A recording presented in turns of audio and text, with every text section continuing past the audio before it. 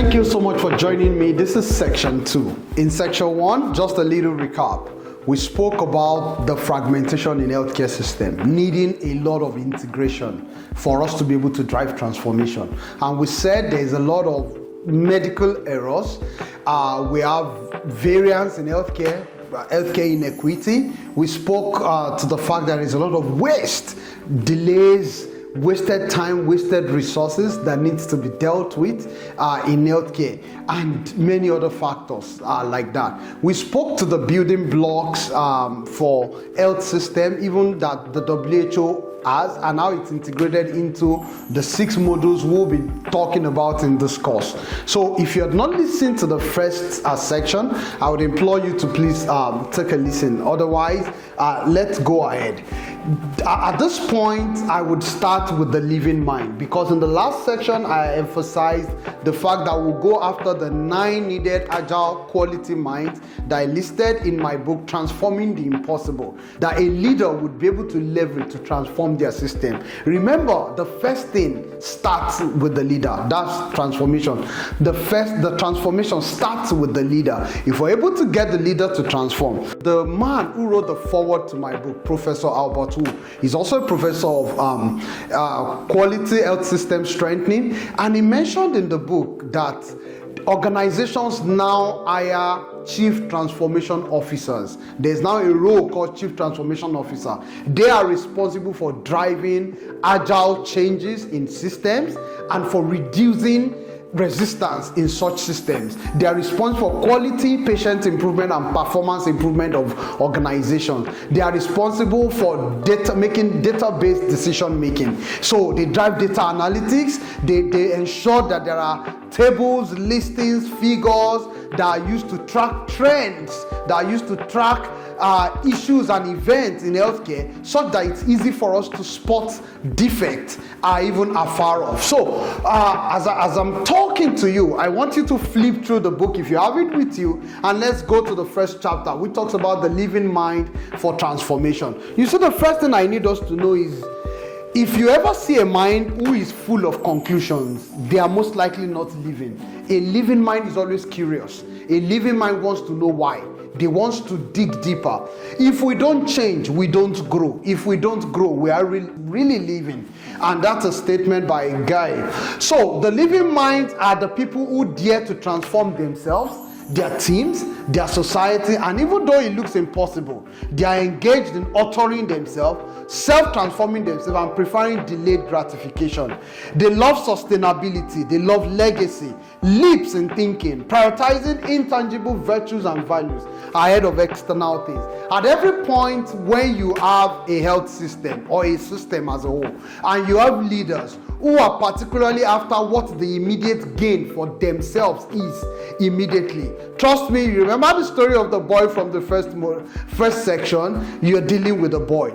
A transformed mind will prefer to build on rocks. They will prefer to build with rocks, and they will build rocks in the long run.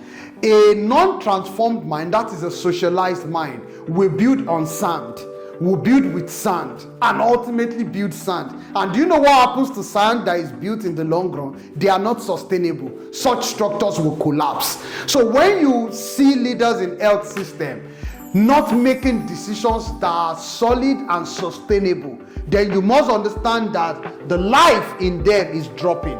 And that is why it becomes impossible for them to alter themselves, to self-transform, and to keep having leaps in their thinking, prioritizing intangible values and virtues ahead of external things. We live in a world that is diseased. We live in a world that is dark. We live in a world that is damaged. When life moves on people when they are young as a child, it turns out that the goal is to kill their minds, to kill them from the capacity to alter themselves and to transform themselves into greatness. So you don't really have to blame a lot of people, and we're not even in the blaming game. I'm sure you know that.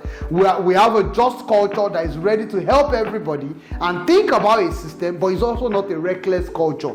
So if you look at it, by the time people grow older, even if their minds are not killed, They are growing with a damaged, diseased, and even at some extreme, some people grow up with a dead mind. A dying mind cannot dare to transform the impossible in their environment because they have simply been configured to conform and socialize. And that is why when you're trying to build coalition of people who will change or transform a system, you will hear some people, they will say, this is how we have been doing it, and I would rather stick to that. Once you start hearing statements like that, note that you're dealing with minds that are actually either damaged, diseased, or dying.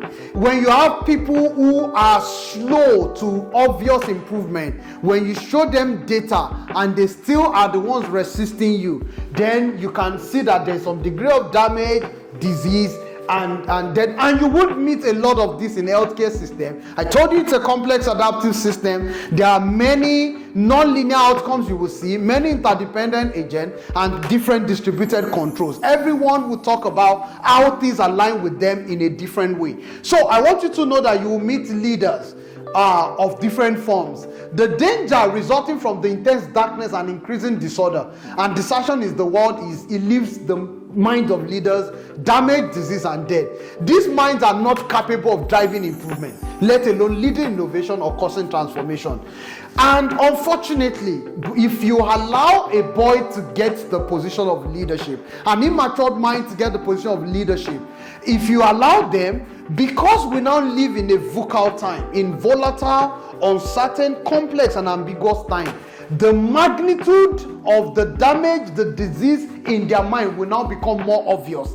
And that is why you will see scenarios where by the time the MD of an organization is either forced to resign or his tenure is over, people will want to expose him and shame him. It's simply because people saw the gap in what the standard should be and what the man or the woman is able to deliver. And because of that, they wonder, how did we allow such a person to get into the system? Remember the story of the boy who cried wolf that I told you? How did the society allow a small boy to be in charge of their national wealth administration system? Because the society must put in place rigorous, disciplined, structured mentorship model that will filter out other, I don't want to call them weaklings, but I'll filter out other people along the line and ensure that the people who get to the position of power are people of high character, strong, discipline, are compassionate. They truly care about the people, and they will go out of their way to ensure that the people get the best of care at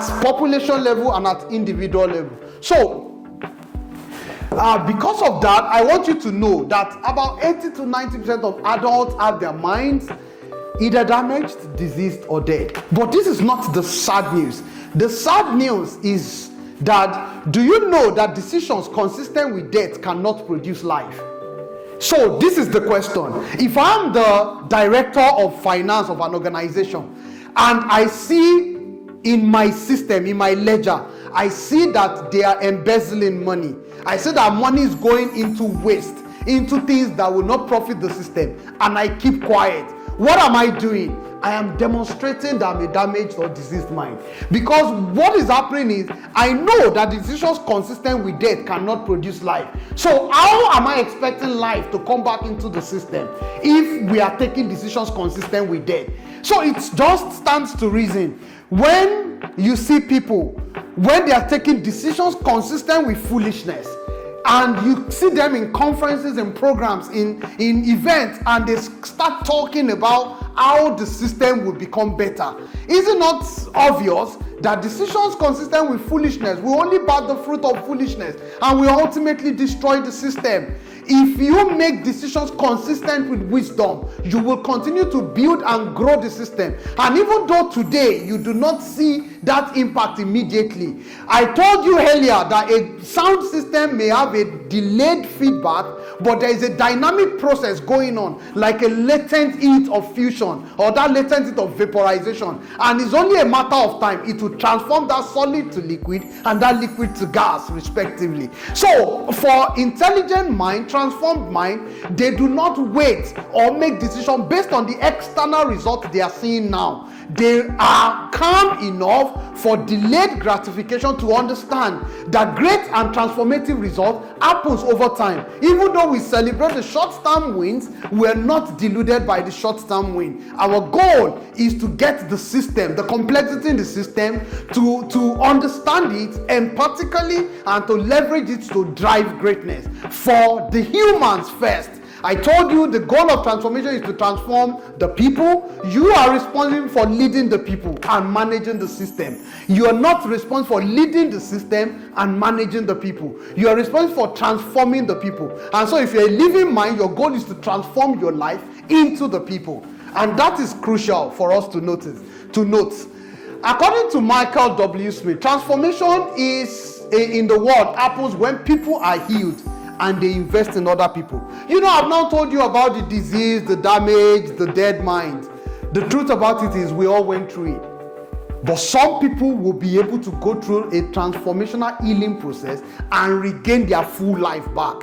Some not so much. And that is why we have those who have their full life to be able to reflect their light, their life, and their love on those people and be able to build them up to the point where we have the governor in the state. He has several other arms of government. He has a commissioner for health, and the commissioner for health would have MDs of different local government hospitals that are reporting to them. The role is that from the leadership, the person at the top must be able to transfer his life and light into others, into the commissioner. The commissioner is able to transmit that light to other folks, and ultimately we all catch from that passion coming from the top. And so living minds do not damage the mind of others. Instead, we transmit light, life, and love to build others up. A dead mind always make it looks like it's a world of broken minds. And so that's why when you see some people in leadership, you will know that they were not ready for leadership. And this is not only limited to healthcare, but I'm just trying to make you see from the healthcare framework alone this time that when you make efforts to change the story in the head of people and make them decide to live by some set of values, you start helping them to heal, to grow, and to embrace the living mind. Living minds are leaders who have been empowered to transform impossible circumstances. I gave two definitions to living mind, and I would like you to pay specific attention to this. The first definition says a living mind is therefore defined as a mental, emotional, and spiritual disposition that is fully engaged with light of increasing intensity and brilliance, life of increasing strength and power, love of increasing capacity. And the goal is to drive consistent and audacious improvement, innovations, transformation at personal, systems, organization, and even global level, up to global levels.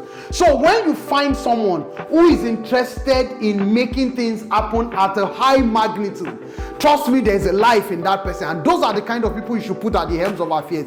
They are the people who will bring intelligence, they will bring energy, they will bring integrity, and more importantly, they will bring engagement, coordination, integration into the system. So the people who brings those in, they are the people you should allow to lead, because you can leverage the life in them to drive other people to transform the system. If you put a complacent person, if you allow someone who is no longer living to lead your system, what will simply happen is you will be buying time until the day you are able to get another living mind into that system. And you see, for those time you're buying, there's a theory that says if you're not growing, what are you doing? You're dying. So there's no midway of being stagnant. If a nation is not growing, if a system is not growing, the nation or the system is dying. There is a concept, there's this Russian this thing that says Akua Kotoria Neplave Tonian.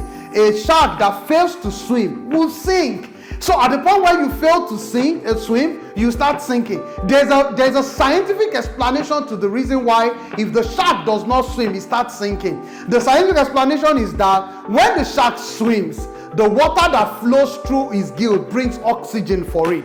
So it is only when it is moving that it's able to get itself oxygenated. And that means that is what will keep it alive. So that means it must keep moving if it has to get enough oxygen to drive its big system. So if you want to drive big system, you have to be living. You need oxygen, isn't it? You need that oxygen of light of increasing intensity, life of increasing strength, and love of increasing capacity for you to be able to drive greatness in your system.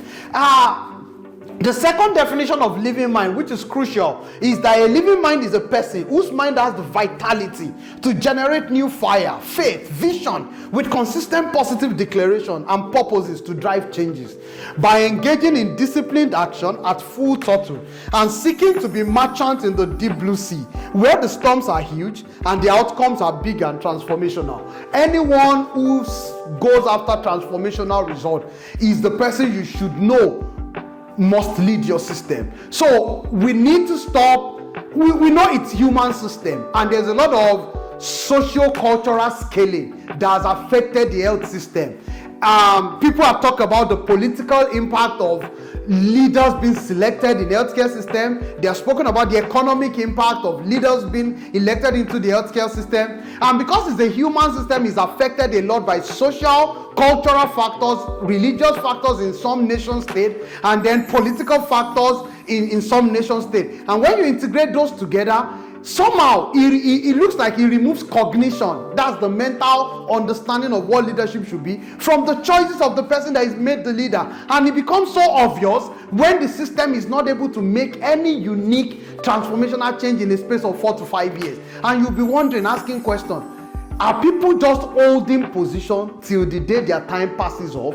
We need to know by now that the passage of time does not change anything, only when you carefully reflect on your experiences and you now birth intentionality in action. Intentionality of actions that is driven by intelligence that eventually makes changes in the system. So we do not want leaders who just want to sit in power for 4 to 8 years. We want leaders who are ready to generate transformational impact, and those are living minds. Those are the people who can drive transformation. And more importantly, these are the people who are ready to walk as merchants in the deep blue sea, not at the shore.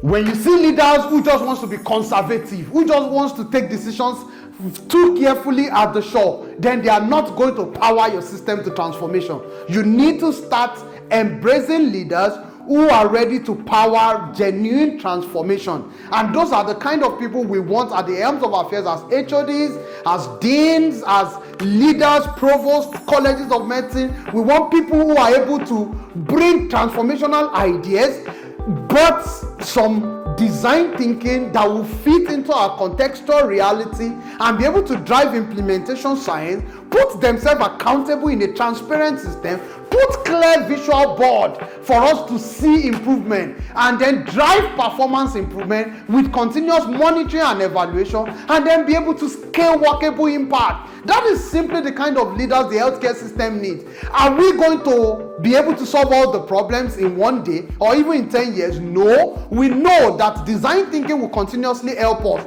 to deal with the gaps of the known unknown, the missing information, the missing gap in knowledge, and the unknown unknowns. Because we live in an uncertain world, and when we hit the uncertainty, we come together as a collaborative system, a strong coalition against the uncertainty and the volatility in whatever comes to eat us, and we stay resilient as a system to deal with it. Dealing with it with clear communication, transparency, and we need leaders who would communicate genuinely with the people, who will communicate that they truly care, and these are the living minds. So we need leaders who always knows the what.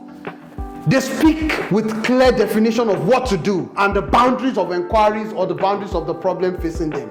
We need leaders who understand the why, the reasons, who is ready to go to understand the 5 why. I have the story of a building, and I've always spoken to this story, that bird chippings are always coming on the building, and someone just says, let's just kill the birds. Someone says, no, let's study why the birds come on this building and drop their chippings on this building. So they studied it and they understood that the birds come around 7 p.m. They come there to pick insects. And the next person says, okay, so since we know they are insects, then let's just kill the insect and we'll be good. Just relax. Let's understand why the insects are coming there. The insect comes there at 7 p.m. because there is a light that just shines towards the building. at a certain angle, and he attracts the insect towards the building. So we had to do the third why. The third why says, okay, so if this light, can we just change the angulation of the light? And that was all. Just changing the angulation of the light prevents the insect from coming, prevent the bird from coming, prevent the bird chipping from dropping on the building, and stops us from spending money to repaint the building continuously. So you can see that there are very cheap solutions to things if you can do the deep why. Get the deep meaning. So in healthcare system, we need to use instruments like the fishbone analysis to understand the why. We need to take on the 5 why analysis. We need to do some dynamic modeling of the system. We can draw a value stream map. We can understand the end-to-end test of the process. But we need deep thinkers who would understand the root cause, the why. Because if we don't do this, even the how becomes a problem. It's leaders who are able to understand the boundaries of their problem, speak to it clearly, and understand the why. They are able to conceptually design an excellent how. If you jump from what to how and you miss the why. And you see, I think it was Simon Sinek that explained that the why is not what comes from external to internal. The why is what must come from internal to external. And that is why you will see the difference between a boy and and I love this concept of the boy and an adult. An adult thinks in-depthly to the 5 whys and understand the deep reason, and then births a result out. He thinks in-depthly with active and empathic listening and births a wow. But a child just sees what is happening and jumps at the conclusion that let's just kill the birds. But an adult will say, no, why are the birds coming there? Okay, insects. Why are the insects coming there? Light. Can we just change the angulation of the light? Can you see the difference?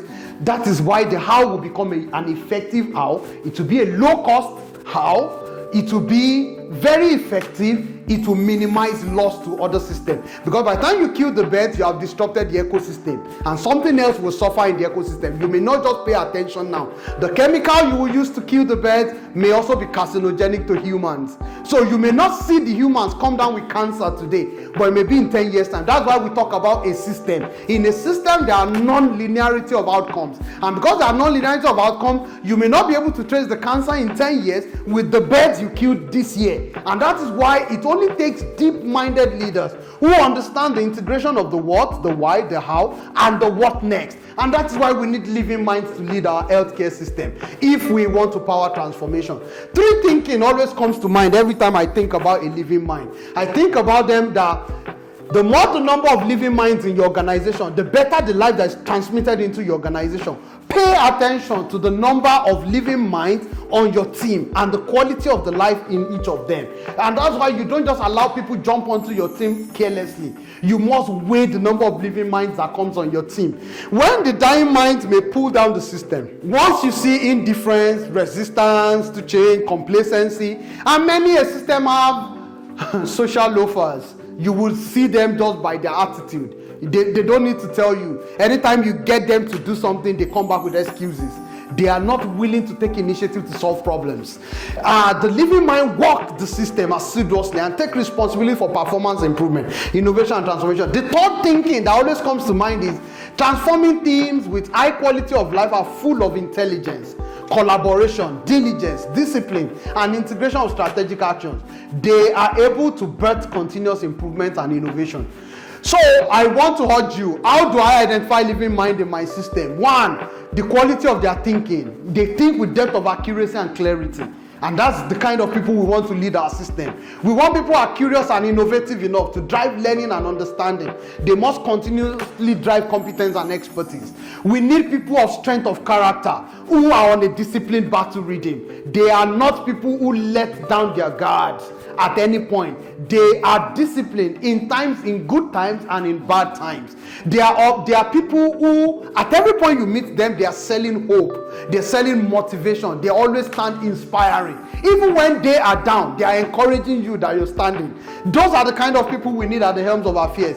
We need people who are courageous, who are adaptive, who are intelligent and resilient. We need people who are ready to challenge status quo, who are ready to challenge leadership, who are ready to stand firm, who will not mind We need people of great hunger and huge aspirational capacity for sustainable greatness. That's the kind of people we want. Now, apart from being a living mind, we also need a loving mind. Because love is such a powerful force. It is for everyone to embrace. Love is an unconditional status.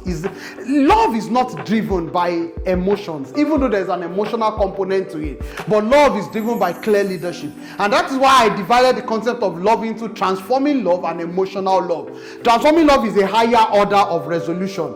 An emotional love is a mother who sees the boy that has a tantrum issue, and we always go and rescue the boy.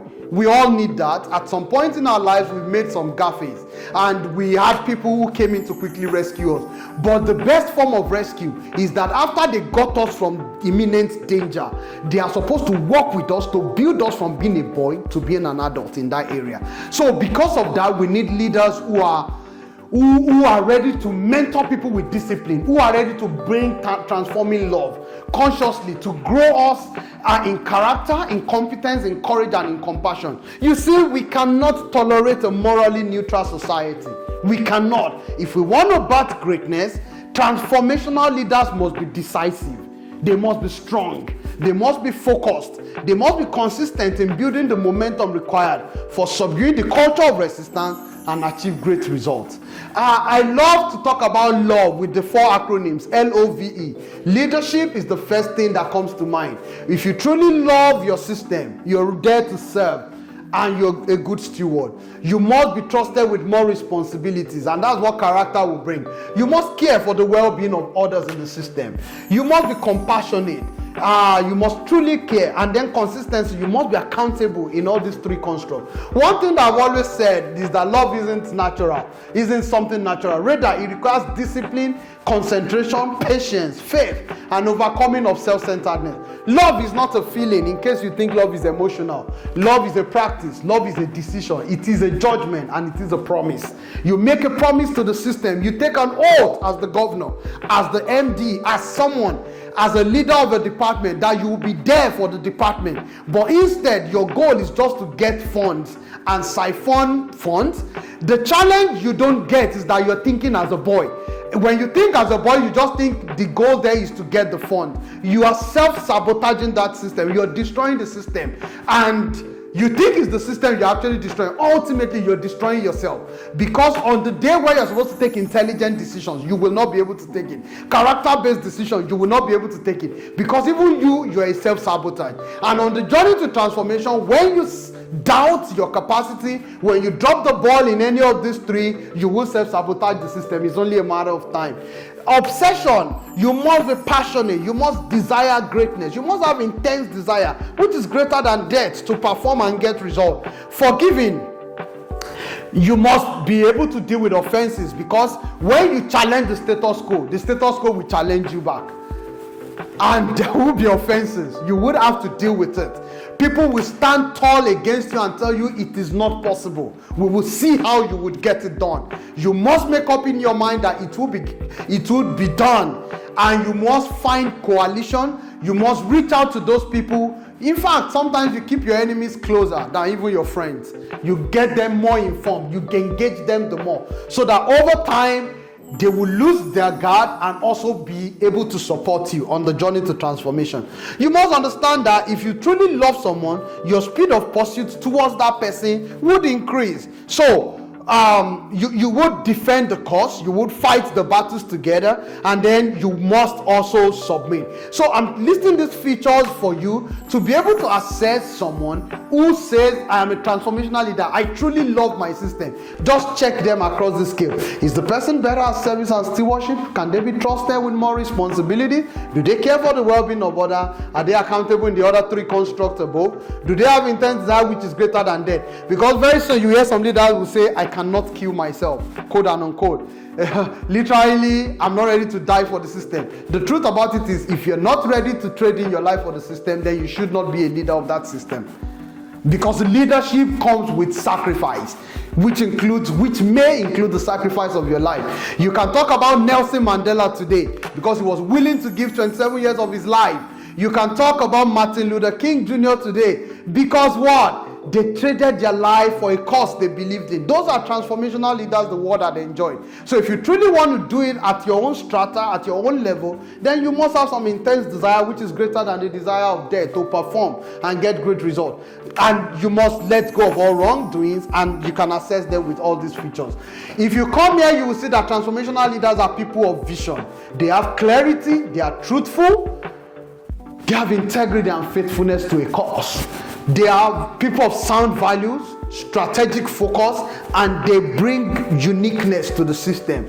Once you mention Nelson Mandela, there are some unique traits that comes to your mind. When you mention MLKJ, there are some unique traits that comes to your mind immediately. Sound education, true education, integrity, education within character. Those are the traits that comes to your mind straight. He said you must learn, you must keep learning. He even told us that at any point, make sure you don't stop. If you're not flying, make sure you're running. If you're not running, make sure you're crawling or walking. At any point, make sure you're not static.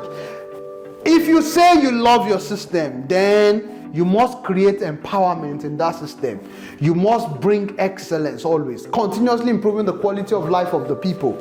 You must bring excitement. You must bring elegance. You must bring encouragement. And you must bring enlightenment into the system. And so it's easy for us to analyze leaders. It's easy for us to know that these are not leaders who truly love the system.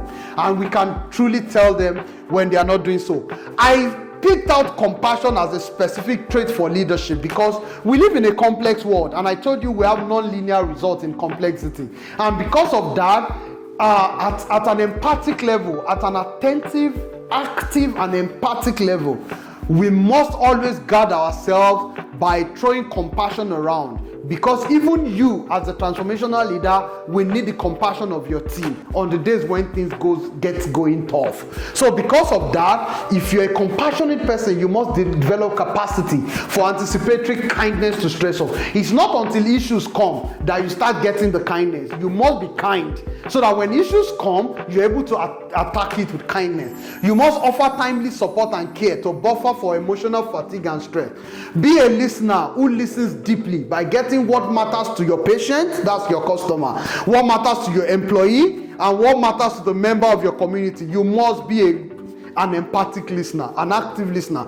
You must speak the truth with friendliness and with gentleness. You must encourage with enthusiasm and show demonstrable commitment. Because you're compassionate, you must seek creative and exciting ways to offer new experiences to people. Compassion does not just happen, pity does. But compassion is not pity. It is not a feeling. Compassion is a viewpoint. It's a way of life, a perspective, a habit that becomes a discipline. And more than anything else, compassion is a choice we all make. That love is more important than our comfort or our convenience. I hope you see the person who wrote that. So compassion is more of a capacity thing. You're ready to sacrifice yourself. That is what a true loving mind is. I would like to talk about a leading mind. This is the third form of mind. We can find transformational leaders at any strata in our society. These people have deep meaning and purpose and a higher cause driving their disciplined execution. Leaders with transforming minds are beautiful hearts to behold. Their wisdom comes from depth of reasoning and critical analysis, which is revelational, innovative, and system-based. They are product of diligent, lifelong learning, private disciplines, integrated, evaluated experiences, and expanding vision. We must lead and inspire people. Do not try to manage and manipulate people. Inventories can be managed, systems can be managed, but people must be led. You know, I kept saying this. This is the old man who said it. The leadership is a potent combination of strategy and character.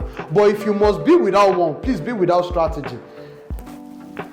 Please be with character. That's the meaning. So if we're going to lead, this is a general that said it, and this is a general at war. So if someone at war could say something, you would understand how deep that means. So be a man of character. I want to posit these 6 issues. I learned this from one of the leadership conference I attended, John Maxwell's leadership conference, where someone spoke about these 6 E's and explained that the expectations in the world keeps increasing, How do you keep leading when there are rising and unmatchable expectations from people? Rising and unmatchable educational qualification. How do you intellectually stimulate people with educational qualification? How do you deal or motivate a team whose emotion is on the edge? How do you deal with a team of increasing expressions that keeps questioning everything, especially questioning character ideals? How do you deal with a team with increasing entitlement mentality or worsening entitlement mentality? How do you deal with a team that has increasing exposure to knowledge? The same knowledge you have now, I can also read it on Google. So I possibly you must have something different, some thinking differences to make in your field for you to be unique in your field in these days. So to lead transformation at a local to global level, leaders themselves must have clarity of identity of who they are. They define this identity in a clear, concise, and compelling way to effect and sustain the quality of changes that they are planning to achieve. If leaders fail with identity in this generation, then they will fail ultimately, because identity is like the foundation of leadership. In fact, the clarity of your identity determines how far you would go. Just like when I observe the depth of the structure of a building now in this case, then I can tell you how high the building is going. So identity is like that kind of foundation. The deeper the clarity of your identity as a leader, the more the values you will hold, the more the wisdom that will be in you, the more the faith, the passions, and the leadership strength you would have built. That is leadership identity. So this will now help you if you want to build blocks of these stuffs on them, which defines leadership. When we talk about discipline and constant battle rhythm, it's because you have a clear identity. When we talk about audacious vision, it's because you have a clear identity. When we talk about strategic focus, it's because you have defined a clear identity. All these are resting on something, and all this defines the leader. So if these are not clear, then you as the leaders, we need to first work on getting your identities right. When your identity is clear, your leadership identity is who you are when all external things you possess or assume you possess are removed or taken away from you. This is the influence you command or responsibility you will take on, or the faithfulness to a cause you will commit to when we withdraw all your external adornment or valuable. This is the leadership capacity in your inner mind. So I want you to know that there are factors that define your leadership identity. Crucial factor. Number one is your attitude development. Number two is the capacity development in your soul, your mind, your heart, and your will. Your spiritual capacity development. That's your access to supernatural power, wisdom, and love, or at least comfortable experiences. And then your professional development. You can see of all these four factors, professional development is the lowest. And I didn't arrange this in terms of hierarchy, but even if I add two, this would have been the lowest, because knowledge and skill or technical expertise is ranked lowest.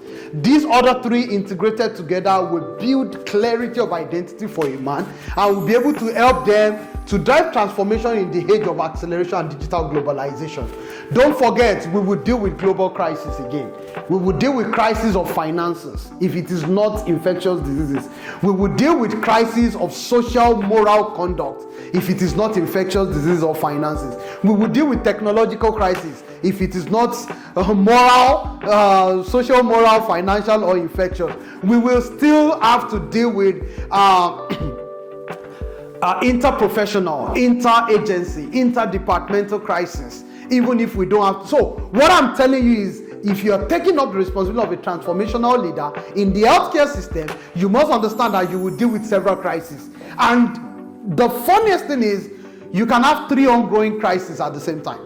So don't think they will come in sequence like a traditional project management sequence. They might come together as an agile issue that you have to deal with concurrently.